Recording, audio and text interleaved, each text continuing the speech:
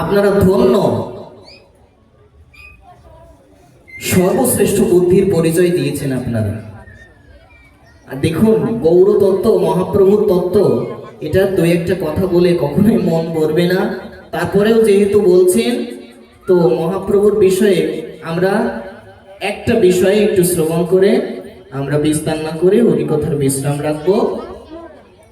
দেখুন, যেহেতু একটু নিবেদন এসেছে, না বললে আপনারা কষ্ট পাবেন। এই যে গৌরতত্ত্ব বিষয়ে একটা সিদ্ধান্তই আপনারা একটু শোনার চেষ্টা করুন।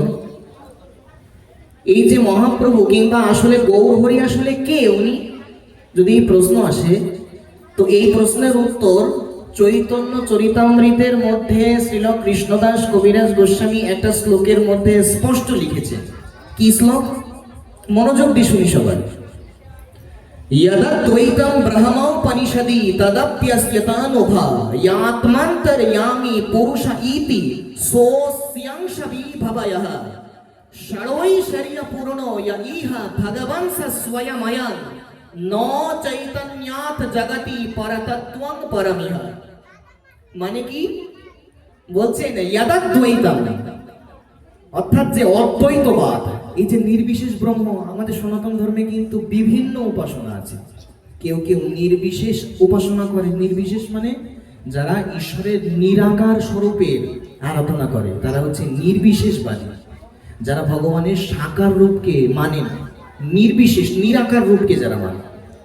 তো বলছেন এই যে নির্বিশেষ স্বরূপ কিংবা নিরাকার স্বরূপ, ঈশ্বরের যে নিরাকার রূপটা, এটা আসলে কি বলছেন? ইয়াদাদ্বৈতম ব্রহ্মোপনিষদি তদাপ্যস্যতানুভা। বলছেন মহাপ্রভুর গাত্রের যে জ্যোতি, শব্দটা কি বলা হলো? মহাপ্রভুর গাত্রের জ্যোতি, সেই জ্যোতিটাই হচ্ছে সেই নিরাকার ব্রহ্ম। কি তত্ত্ব দেখুন এখানে বলা হয়েছে। সনাতন ধর্মে যে নিরাকার ঈশ্বর, এই নিরাকার ঈশ্বরের স্বরূপটা হচ্ছে মহাপ্রভুর অঙ্গ জ্যোতি, অঙ্গ ছটা, এটাই হচ্ছে সেই নির্বিশেষ ব্রহ্মস্বরূপ। আর কি বলছেন? यदाद्वैतं ब्रह्मोपनिषदि तदप्यस्यतानुभा यात्मान्तर्यामी पुरुष इति। এই যে আমরা বলি অন্তর্যামী, অন্তর্যামী ভগবান, এটাও মহাপ্রভুরই একটা স্বরূপ।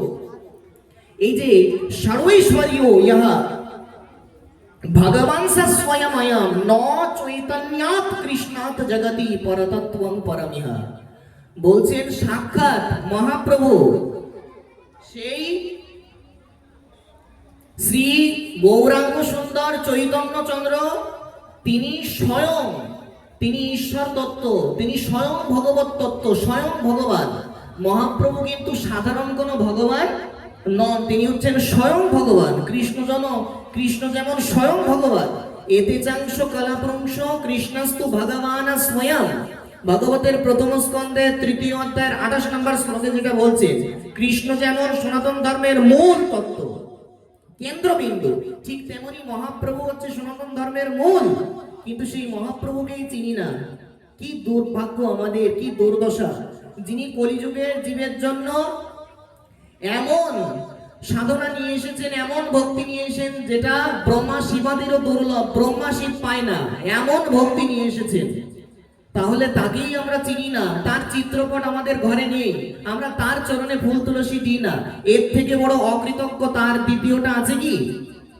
সবাই একটু স্বীকার করুন, না হলে অকৃতজ্ঞতা হবে। এর থেকে বড় অকৃতজ্ঞতা আর হতেই পারে না। এজন্য আমরা বিস্তার করছি না, মহাপ্রভুর এই তত্ত্ব এতটুকুই বলছি। এবং আরেকটা বিষয় আমাদের একটু জানতে হবে, এই প্রসঙ্গটা বলেই আমাদের পাঠটা বিশ্রাম।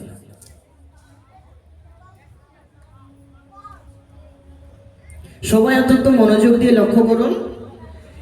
এই প্রসঙ্গটা বলেই যেহেতু আমাদের কথার বিশ্রাম। এই যে 3 তারিখ শুক্রবার, এই 3 তারিখে কিন্তু একটা ব্রত আছে। ব্রতের নাম এটা আপনারা জানেন। সেদিন কিন্তু একাদশী, পাশাঙ্কুশা একাদশী। একাদশীর নামটা কি? পাশাঙ্কুশা। মানে এই পাশাঙ্কুশা কেন? আমাদের পাপগুলোকে একেবারে অঙ্কুশ দিয়ে উঠিয়ে ফেলবে। এই ব্রত যদি ঠিক করা যায়, কোনো পাপের অস্তিত্ব থাকবে না। তো বলছেন এই পাশাঙ্কুশা একাদশী থেকে আমাদের সমস্ত গৌরীয় বৈষ্ণব যেই মাসের জন্য একেবারে অধীর হয়ে অস্থির হয়ে থাকে, সেই চির অভিলষিত চির আকাঙ্ক্ষিত সেই নিয়ম সেবা দামোদর মাস, দামোদর ব্রত এই শুক্রবার থেকে এই 3 তারিখ থেকেই কিন্তু শুরু হচ্ছে। এখন এই মাসে আমাদের কি কি করণীয় এটা সংক্ষিপ্তভাবে বলেই আমরা কথা শেষ করব। এই দামোদর ব্রতে বিশেষ করে 4টা জিনিস করতে হবে। কতগুলো জিনিস? 4টা জিনিস। কি কি? প্রথমত প্রাতঃ স্নান করতে হবে। প্রাতঃ স্নান মানে একটু কষ্ট হলেও সকাল 6টার মধ্যে, বিশেষ করে যাকে বলা হচ্ছে ব্রাহ্ম মুহূর্ত কিংবা ব্রহ্ম মুহূর্ত, যাকে বলা হচ্ছে সূর্য উদয়ের 1 ঘন্টা 36 মিনিট আগ পর্যন্ত যে সময়, সেই সময়কে বলা হচ্ছে ব্রহ্ম মুহূর্ত বা ব্রাহ্ম মুহূর্ত। তো সেই আর যদি একটু কষ্ট হয়ে যায় অন্তত একেবারে সর্বশেষ সময় হচ্ছে সকাল 6টা পর্যন্ত। এটা স্কন্দ পুরাণের মধ্যে 6ষ্ঠ ঘটিকা এই শব্দটা এসছে বৈশাখ ব্রতের মধ্যে। তো সকাল 6টার মধ্যে, সকাল কয়টার মধ্যে বলো? 6টা। এর মধ্যে স্নান সেরে নিতে হবে। এটা হচ্ছে 1 নাম্বার বিধি। আর হচ্ছে 2 নাম্বার হলো দীপদান করতে হবে এই মাসে। দীপদান কেমন? দীপ বলছেন সয়াবিন তেল কিংবা সরিষার তেল ব্যবহার না করে ঘৃত মানে ঘি কিংবা তিলের তেল দ্বারা প্রদীপ দেখাতে হবে রাধা দামোদরকে। আকাশে সেই প্রদীপটা দেখাতে হবে, একে বলে আকাশ প্রদীপ। তো এই মাস ব্যাপী অর্থাৎ 30টা দিনই, পুরো মাস ব্যাপী প্রত্যেক দিন সন্ধেবেলা এই আকাশ দ্বীপ দিতে হবে। এটা আরেকটা বিধি। এগুলো একেবারে অত্যাবশ্যক, অনিবার্য এই মাসের জন্য। এগুলো যদি না করা হয় তাহলে সমস্ত ধর্ম এরকম, মানে কি বলবো, শুনলে তো খারাপ লাগে, কষ্ট লাগে, কিন্তু শাস্ত্র কষ্ট লাগার জন্য কিছু বলে না, কোনো ভুলভাল কিছু বলে না। কোটি দুর্গা পুজো করি আর যাই করি, 1 বিন্দু আমি ফল নিতে পারবো না, কোনো কাজ হবে না। সমস্ত ধর্ম থেকে বহিষ্কার করে দেবে আমাকে। কারণ কার্তিকা সাদৃশা মাসও, মানে কার্তিকের সমান কোনো মাস নেই, শ্রেষ্ঠ মাস বলা হচ্ছে। সেই কার্তিক মাসে যদি আমি কোনো বিধি নিয়ম ছাড়া এই মাস অতিবাহিত করি, আমাকে সমস্ত সর্বা ধর্ম বহিষ্কৃতা, হরিভক্তি বিলাসে এসেছে, সমস্ত ধর্ম থেকে বহিষ্কার করে দেবে আমাকে ভগবান। কেন? কারণ এই মাসটা ভগবান সবাইকে কৃপা করার জন্য আরো অধীর হয়ে যায়, আরো অধীর হয়ে যায়, অত্যন্ত উৎসুক হয়ে যায়। অত্যন্ত প্রিয় মাস কিনা, এই জন্য ভক্তগণ, দ্বিতীয়টা হচ্ছে আকাশ প্রদীপ দিতে হবে।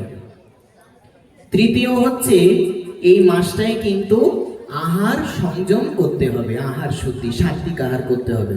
কোনো প্রকার আমিষ আহার, মাছ মাংস এগুলো গ্রহণ করা যাবে না। কিন্তু এগুলো শুনলে আমাদের কষ্ট হবে, অপ্রিয়, সত্যি কথা, এগুলো ভালো লাগে না। কিন্তু এটাই আমাদের ভালো না লাগলেও এটাই শুনতে হবে আর এগুলোই মানতে হবে, না হলে আমাদের কিন্তু মৃত্যুর পরে অনেক দুর্ভোগ হবে। শাস্ত্রকে যদি বুড়ো আঙুল দেখায়, বিধিবিধানকে যদি বুড়ো আঙুল দেখায়, তো মৃত্যুর পরে আমাকে বুড়ো আঙুল দেখিয়ে দেবে। এই জন্য একটু কষ্ট হলেও মানতে হবে। আমাদের অভ্যাস নেই তো। কেউ কেউ কি বলে জানেন? বলে যে নিরামিষ তো খেতে ভালোই লাগে, কিন্তু এখন যদি তাকে বলা হয় তাহলে নিরামিষ ভোজী হয়ে যান, বলে তা পারবো না। নিরামিষ খেতে ভালো লাগে কিন্তু নিরামিষ ভোজী হতে ভালো লাগে না। কি সুন্দর যুক্তি, তালি বাজানোর মতন। একটু আমার যেহেতু অভ্যাস নেই আমাদের নিরামিষ খাওয়ার, অনেকে তো খেতেই পারে না। বাবা, কি নিরামিষ নাকি খেতেই পারে না, এরকম অনেক সমস্যা অনেকের হয়।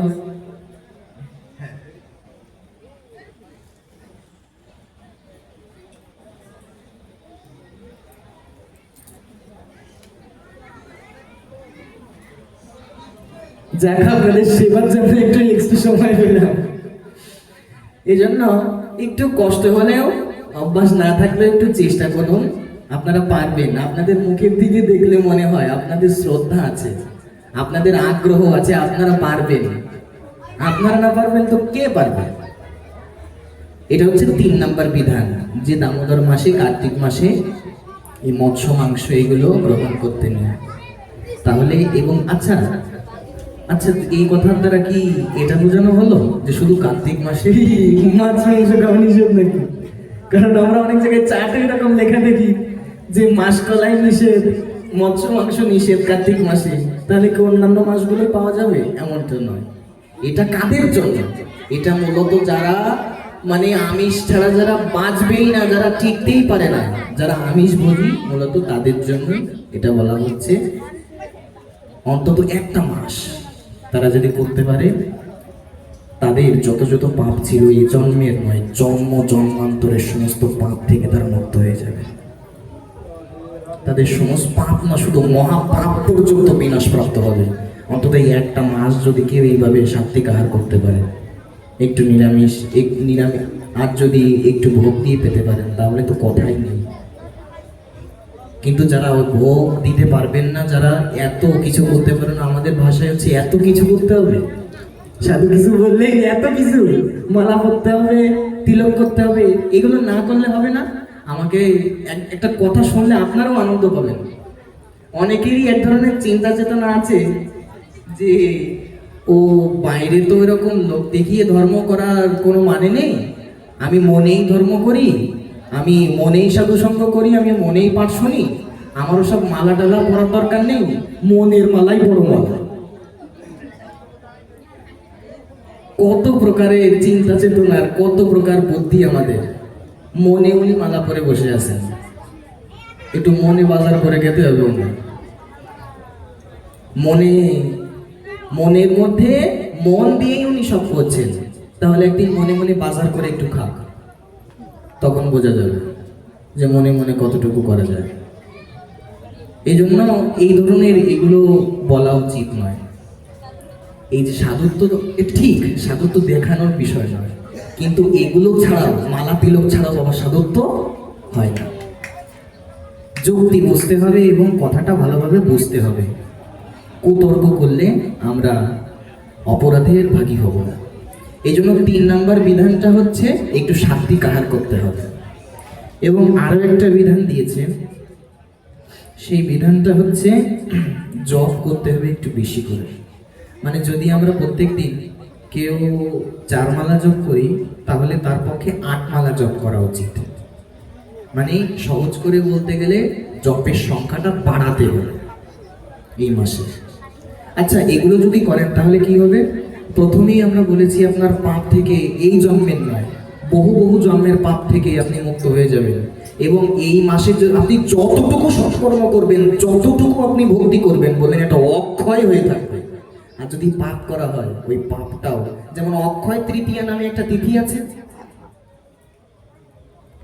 এই অক্ষয় তৃতীয়াতে যত যত শুভ কাজ করা হোক আর অশুভ কাজ করা হোক, যেমন সবকিছু অক্ষয় থাকে, ঠিক তেমনি কার্তিক মাসেও শুভ কাজ যা যা করা হবে সব অক্ষয় থাকবে।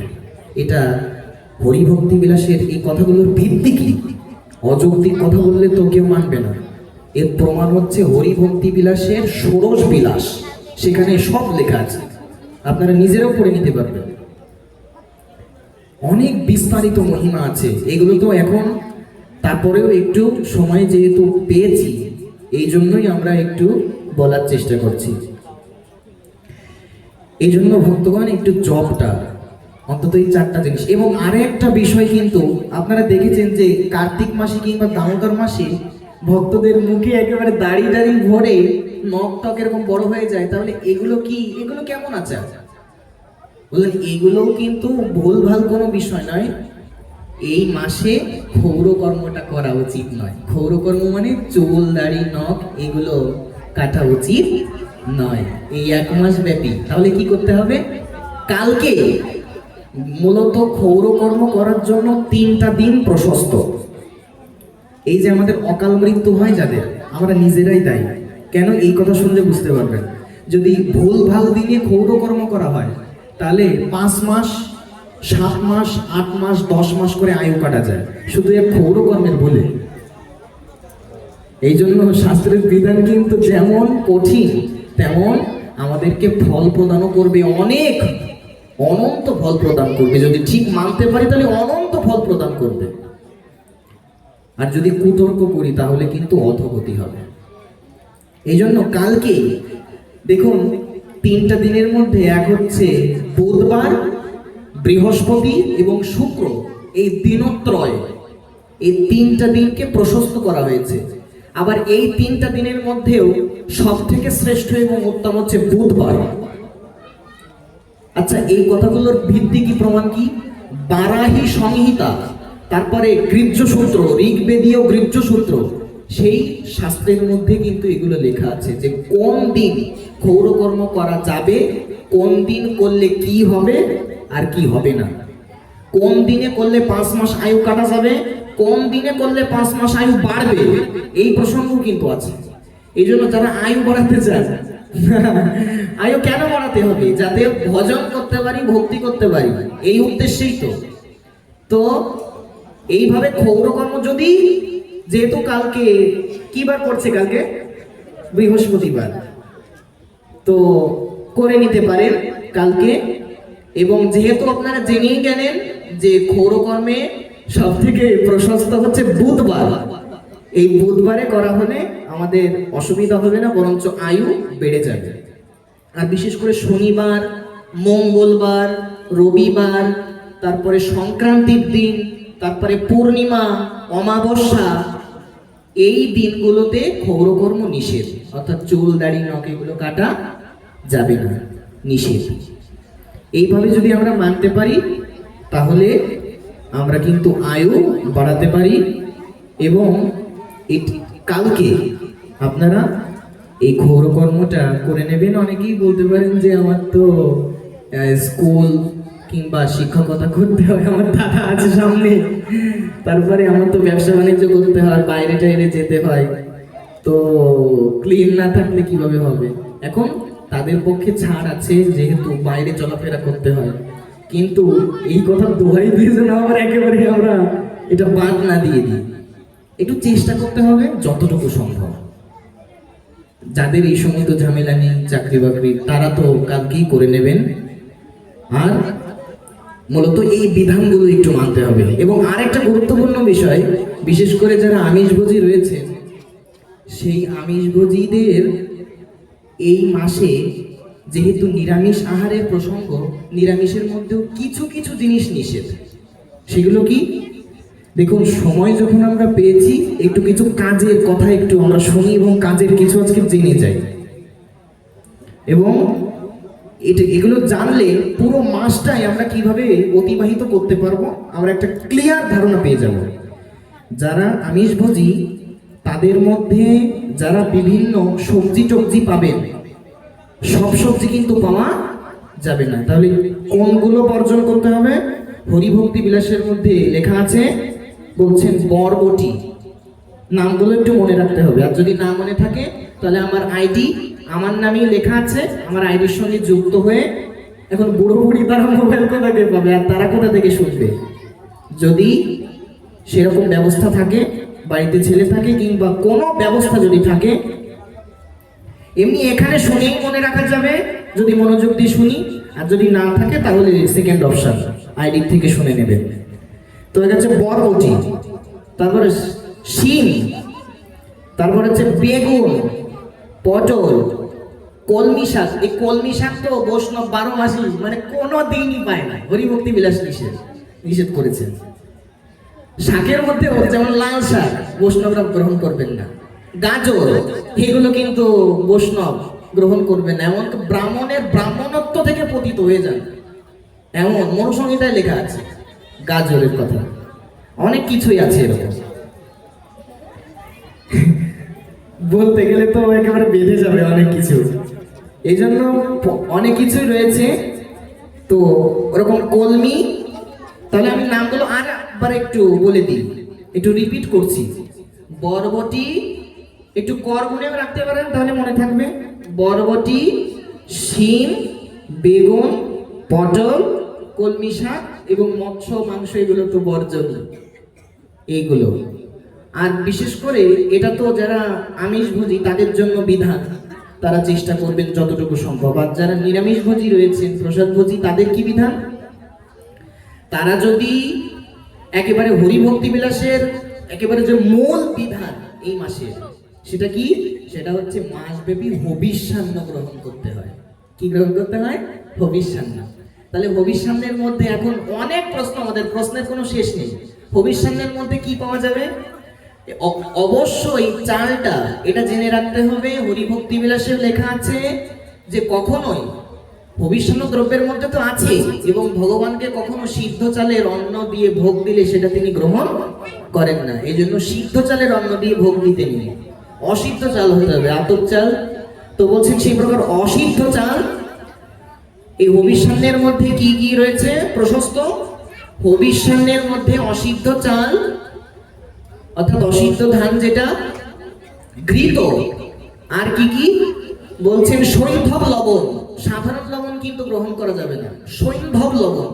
আমরা অনেকে বলি সন্দক লবণ, কিন্তু মূল উচ্চারণ কিন্তু সৈন্ধব।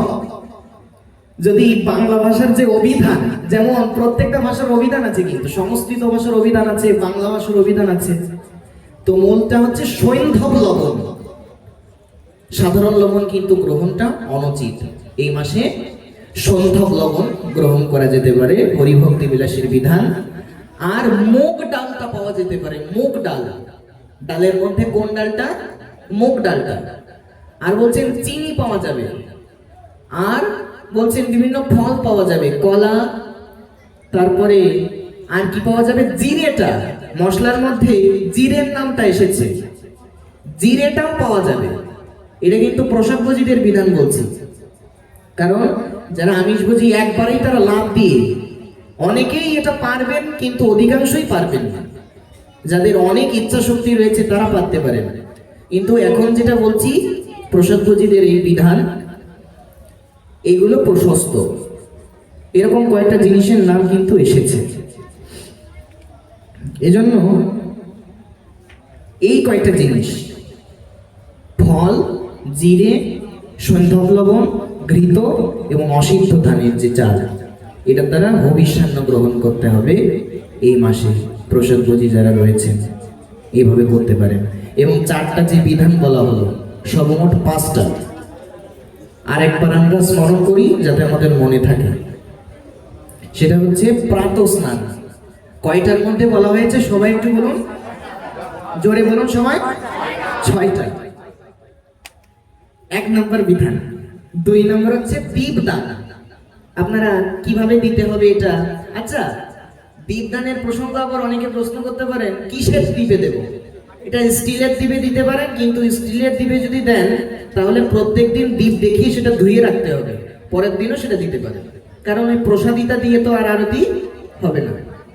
আর যদি সম্ভব হয় তাহলে মাটির পাত্র, মাটির প্রদীপ বানিয়ে রাখলেন 30টা মাসব্যাপী দেওয়ার জন্য, তাহলে একটা দিয়ে ওটা রেখে দিলেন, আবার অন্যদিন আরেকটা দিলেন, এইভাবে দিতে পারেন। আর তেলের বিধানটা তো বলে দিলাম। তাহলে 2 নাম্বার বিধি হচ্ছে দীপদান করতে হবে। প্রথমে প্রাতঃ স্নান, তারপরে দীপদান, তারপরে হচ্ছে সাত্বিক আহার করতে হবে। 4 নম্বরে হচ্ছে জপের সংখ্যাটা বাড়াতে হবে। কি বাড়াতে হবে? জপের সংখ্যাটা। আর 5 নাম্বার বিধি হচ্ছে ক্ষৌর কর্মটা করা যাবে না। ক্ষৌর কর্ম যখন এসেছে এই মাসটায় কিন্তু শরীর চর্চা, রূপ চর্চা করা যাবে না। এই যে সাবান টাবান দেওয়া, একেবারে শরীরের পরিপাট্য, এইগুলো করাটা, অন্তত এই মাসটা মহা সংযমের মাস, যেহেতু নিজেকে সাজানোর জন্য নয়, ভগবানকে সাজানোর জন্য, তার সুখের জন্য এই মাসটা, যে যতটা সময় এই মাসটা ভগবানকে দিতে পারবে সে ততোধিক ভগবানের প্রিয়তা, ততোধিক সে ভগবানের কৃপা লাভ করে সে ভগবান স্বয়ং শ্রীকৃষ্ণের কৃপায় ধন্যাতি ধন্য হয়ে যাবে। এবং যদি এই মাসে কেউ একটা ফুল দিতে পারেন দামোদরের চরণে, অত্যন্ত প্রসন্ন হবেন। সেটা হচ্ছে বক ফুল। কি ফুল? এটাকে অগস্ত্য ফুলও বলা হয়। একটা ফুল যদি দিতে পারেন অত্যন্ত প্রসন্ন হয়ে যাবে। এরকম অনেক বিধান রয়েছে, আমি একেবারে সংক্ষিপ্তভাবে বলে দিলাম। এটা সবার, এই যে 2 দিন যে আমার পাঠ হলো, আমি এই 2 দিনের আপনাদের প্রত্যেকের প্রতি যারা রয়েছেন আমি সকলের চরণ ধরে আমি এই অনুরোধ রাখছি যে হে ভক্তগণ, আপনারা পালন করলে আপনাদেরই মঙ্গল, আপনাদেরই কল্যাণ, আমার তো কিছু হবে না, কিন্তু এটা বলা আমার কর্তব্য, তাই আমি বললাম। এখন কেউ যদি নিজের ভালো চান তাহলে নিজে স্বয়ং বিচার করে দেখুন করবেন কিনা। কাউকে জোর করে ধর্ম করানো যায় না। শুধু আমি অনুরোধ করতে পারি আপনাদের চরণ ধরে যে এই যেই বিধানগুলোর কথা বলা হলো শাস্ত্রের বিধান, আমি শুধু মাধ্যম হয়ে বললাম, এই একটা কথাও আমার নয়। কারণ আপনারা ভালোভাবেই জানেন যে আমি কোনো শাস্ত্রের বাইরে আমি একটা কথাও বলি না, কোনো আমি আন কথা বলে আমি পাঠের সময় নষ্ট করি না।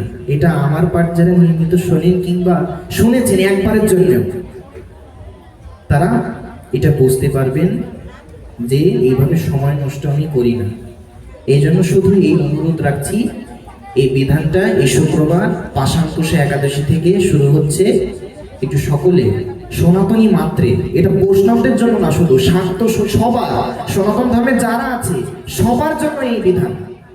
এই জন্য সবার চরণে এই মিনতি রাখছি, এই নিবেদন রাখছি। এবং হ্যাঁ, এই প্রসঙ্গটাও আজকেও বাবার সঙ্গে আমার কথা হয়েছে, আমার পরম প্রিয় রঞ্জন দাদা, তার জন্যই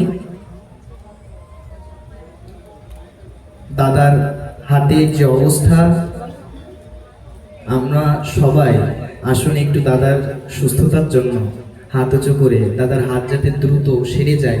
দাদা যে এত নৃত্য কীর্তন করতে পারে, এত আনন্দ দিতে পারে, এটা বোঝানো যাবে না। এবং দাদা যে আমাকে কতটা ভালোবাসে, কতটা স্নেহ করে, এটা সত্যি আমি বোঝাতে পারবো না। শুধু এখানে কত দাদা রয়েছে, আমার মামা রয়েছে, আমার কত পরিচিত জন যারা রয়েছেন, আমি সকলের চরণে, এমন তারা এত করে, আমি ঋণী হয়ে গেছি তাদের নিকট। কত দূর থেকে এসেছে দাদা, গাড়ি ভাড়া করে কত দূর থেকে কষ্ট করে এখানে এসেছে। আসুন আমরা সবাই একটু হাত উঁচু করে দাদার সুস্থতার জন্য একটু প্রার্থনা করি। হরে কৃষ্ণ কৃষ্ণ কৃষ্ণ হরে হরে, হরে রাম রাম রাম হরে হরে। এবং এই আয়োজক বৃন্দ যারা রয়েছেন তারা যাতে বারংবার এমন আয়োজন করতে পারেন এবং তাদের এই যে উদ্যোগকে প্রশংসা জানিয়ে তাদের যাতে সাক্ষাৎ মহাপ্রভুর কৃপা লাভ হয়, এই আশায় আসুন আমরা আরেকবার হরিনাম উচ্চারণ করি। হরে কৃষ্ণ কৃষ্ণ কৃষ্ণ হরে হরে, হরে রাম রাম রাম হরে হরে। গৌর গোবিন্দ বাবা একেবারে দৈন্যের মূরতি। আজকে কতটা দৈন্য হলে ওনার মতন মহৎ এ কথা বলতে পারে যে বাবা তোমরা আমাকে উদ্ধার না করলে কারা করবে? এটা নিজেকে কোন জায়গায় নামালে এই কথা মুখ থেকে বের হয়?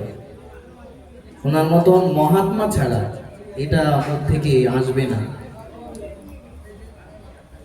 এই জন্য আর তার যে তপস্যা জীবনের, এ বলে তাকে অপমানিত করব না, আমার মুখে শোভাও পায় না। কারণ তপস্যার তল তো আমার মধ্যে নেই, তার তপস্যার কি বর্ণনা করব আমি? আমাদেরকে উদ্ধারের জন্যই তাদের মতন মহৎরা এসেছে এবং হরি কথা শুনিয়ে প্রত্যেক আপনাদের